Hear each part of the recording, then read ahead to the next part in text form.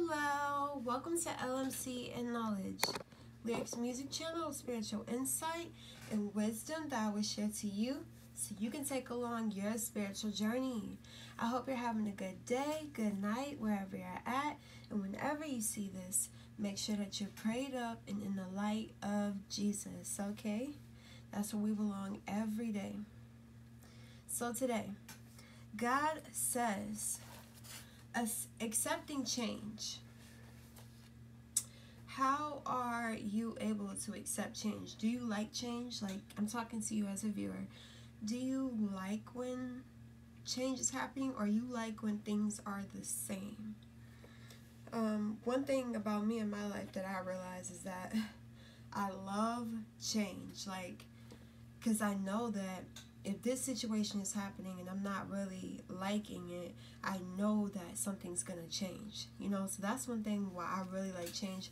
And really, as I was a kid, I was never that kid who went to a certain school, like, throughout their whole years. You know how, like, it's that K through 12 type of thing, or you just growing up with the same friends for, like, even 5 years at a time, I was never that kid. I always went to different schools, and it wasn't because of, like, me getting expelled or suspended. It wasn't any of that. It was just, like, my childhood, my parents, they just was bouncing me around everywhere. So it's like I went to about 10 different schools throughout my whole lifetime. But I really loved it, though, because I know some people don't really like being that new girl or that new guy, but I began to be used to it. Like, I was just okay with things not staying the same. And then I honestly just couldn't see myself actually, like, being at a certain school for 4 years at a time, 5 years at a time. It just wasn't my type of thing. I just don't like to live, like, people thought that I was dead and all that type of stuff because I would be, like, gone. I'd be here 1 year and then gone the next type thing. Or I'd be there for 2 years and I'd be like, yeah, I'm gonna come back, and I just never come back. But yeah, God says, how are you able to accept change? Change can open up many doors and opportunities that normally would have not been there without change. Embracing change makes many things possible. It allows us to meet new people, enjoy new experiences, develop new skills and ideas, learning new knowledge and information, and achieving great, like, big, vast amounts of success comes through periods of change, So, yeah, God's wanting you to be comfortable with change.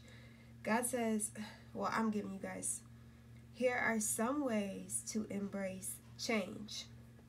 Number 1, prepare if it's possible. So if you know things are about to change, you can just, sometimes people get anxious when things are about to happen because they feel like they probably won't be ready or they won't be able to control it. But it's like preparing your brain, preparing your soul for a new way of living or experiencing life is something that will really help you, so you will be able to take charge in the change. You know what I mean?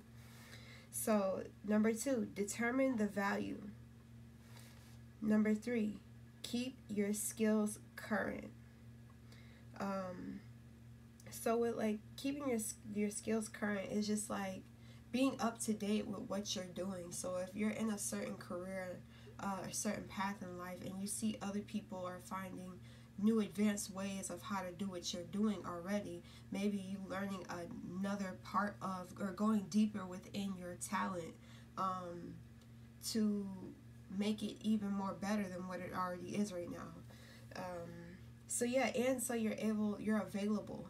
Certain people, like, say for instance, I'm seeing this image of, like, stitching, like, or creating clothes. So you know how people can sew by hand, and then there's a machine, and it's like people in the old-fashioned way, and that's not knocking anybody on how they create or anything, but, like, the old-fashioned way, because I still do it. Like, when I want to create clothes of my own, I sew my own stuff without the sewing machine. I'm cool with not using the sewing machine, but I know that if I use a sewing machine, it would help me get more clientele, or it would help me get the job done even faster. So yeah, just keeping your skills in the current. Sometimes But then there's certain people, like I'd seen this how they made newspapers back in the day. It was just so different than how they make it now. And I seen this old guy, he still does it like it was back in the day, and that's so unique, and I really like that, you know. But certain jobs would just want you to be advanced in what you're doing, you know, or just learning more or new ways of doing it. Number 4, think about the possibilities. So when I say the possibilities, the positive outcomes of the situation. So if you're only seeing a negative side of what you're going through right now or what you're going to go through in the future, you need to see the possible positive outcomes. So always have that positive mindset towards change. Always run towards only what you want. So if you're not comfortable with it, say there's something that things you make that decision. You know, there's also a choice in change, and some things you just can't control at all. But then the things that you can control, like, do I want to change my course, or is this a good outcome for me? So it's like, make sure that you're not doing something that other people want you to do, is what I'm hearing. Make sure that, you know, just because somebody gives you advice on, oh yeah, you would be really good at doing this, and then you get an opportunity doing it, and then you're like, yeah, I know I'm good, but I don't think that's what I really want to do. But then there's so many people around you telling you that that's what you should do, or that will be really good for you. So then it probably makes you feel like you're going to miss out on the opportunity because you said no. But if that's not truly in your heart and what you wanted to do, I wouldn't do it if I were you. So it's like, only do what your heart wants you to do and what God's calling you to do. Because there could be so many things, like even with me, babysitting. I love being around children. Like, I love it, and I always wanted to have a kid. But then once I started babysitting, I realized that that's not really something I would want as a career, you know. And then once I'm babysitting this person, it's like I attract more people who want me to babysit, and then it's like, okay, there's so many opportunities of connecting with children and getting to know other people and babysitting. But is that truly something that I want to do? So, and it wasn't. That wasn't my career, that wasn't my goal. But it's like, people will tell you that you're so good at this and this is what you should be doing. But like I said, if it's not what your heart is calling you to do, you need to do what your heart is calling you to do. Allow change to reveal your strengths. So sometimes when you're, for instance, if you're struggling with codependency, and it's just like you're so used to being around somebody, or you're so used to doing this with this person, you feel like it will be different, or you just don't want to do it without them, and you just don't want to do it alone.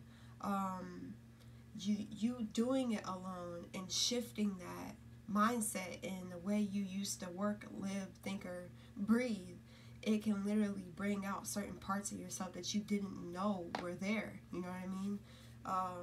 So like with me, I can give you guys another example of when I used to live with my mom, and she would cook all the time. Like, I remember when I lived with my dad, I was cooking, but I wasn't cooking like how my mama was cooking. So it was like, I was gaining weight, you know, I was happy like with my weight and all that, because my mom was cooking every day, and she was cooking like the soul food, the real good food. So then there was a time period when I couldn't stay with her anymore, and I had to move back with my dad, and that was like a whole life change for me, because my dad doesn't cook like at all, like, for, you know, he's just not that type of person to cook and all that stuff. So I had to step up, and if I wanted to eat good meals, or if I wanted to eat something specific or new, I would have to create that on my own. So it just gave me my own independence when I was so codependent to my mom cooking these specific type of foods. You know, my weight had dropped and everything because I just was not eating as much as I was when I was with my mom, and I wasn't eating the right foods, you know. So yeah, that really brought out certain sides of me, and now I know how to cook, and I can throw it down, and everybody asks me to cook for them, you know. So it's like what my mom was doing, I do for myself now, you know. I cook for myself in the nice good buffet meals and stuff. I do that for me, and I'm so happy, because I know if I was still with my mom, I wouldn't have been learning how to cook anything. I would still just be dependent on her making the good food. Now I make the good food. So another one, don't view relapses as failures.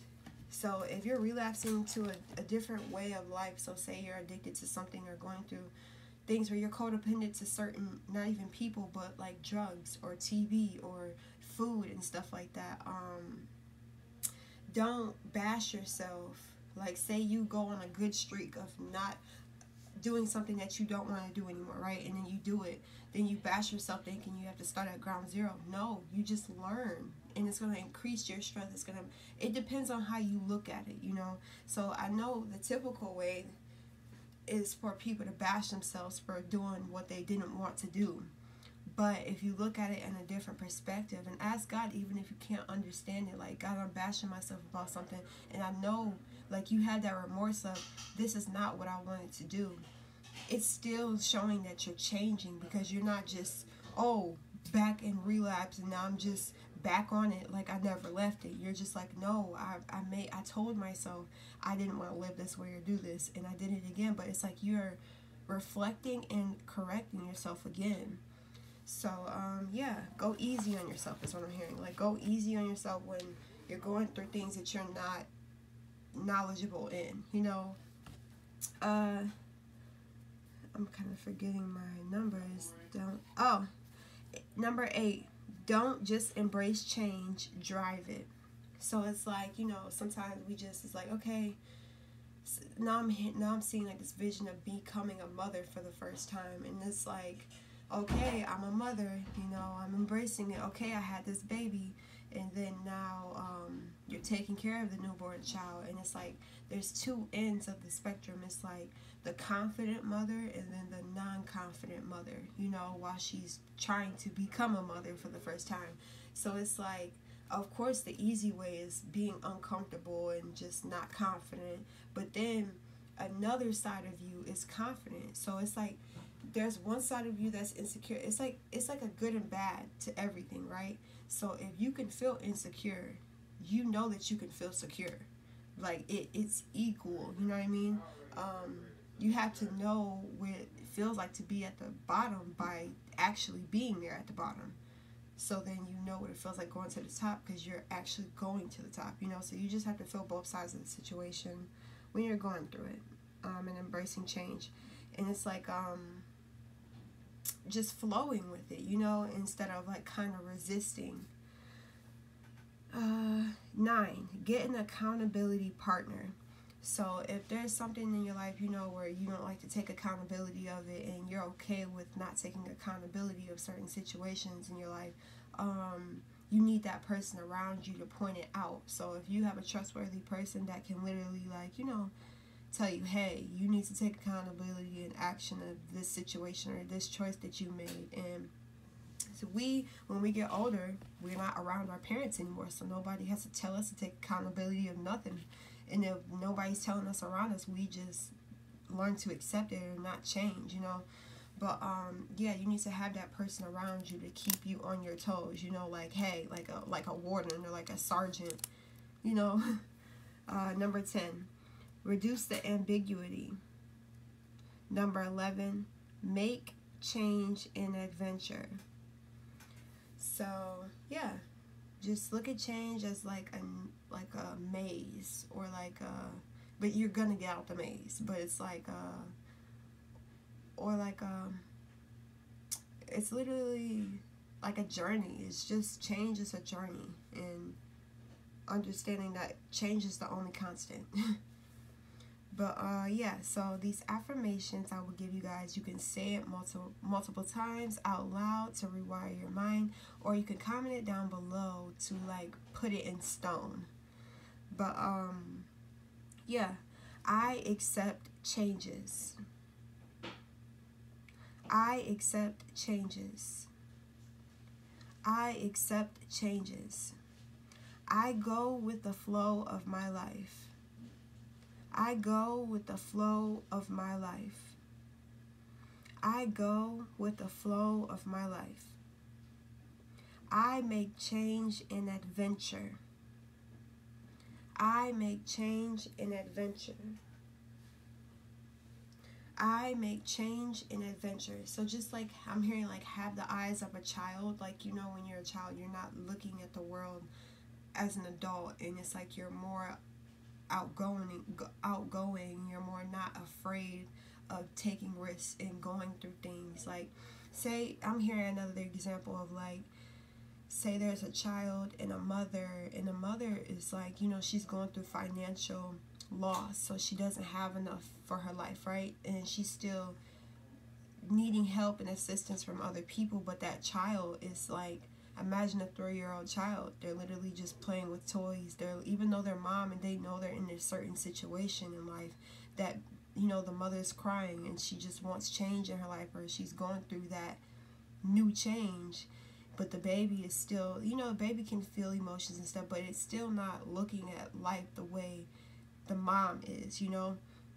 So you see how, like, that child is just playing with, I'm seeing a child playing with blocks, like these little Lego blocks, and then it's like they're just building, you know. And now I'm seeing it's like going deeper into the interpretation, but like they're building. So it's like, as you change, you're building something in the spiritual realm. Something is being brought to life through that change. And it's like I'm seeing the kid build the blocks up and they're smiling, you know. And then I'm seeing like it fall and break apart, and then the kid is kind of upset, but then he starts building back up again, you know. So wherever you can interpret that situation, how you resonate with what I just said. But yeah, that kid is just, he'll just keep going, but he's smiling and he's not all sad, you know. He whines a little bit because it fell, but then he built it back up and made it even taller, you know. So yeah, I love you guys. I hope you felt this message in the spirit, because I truly did. I love you. Peace.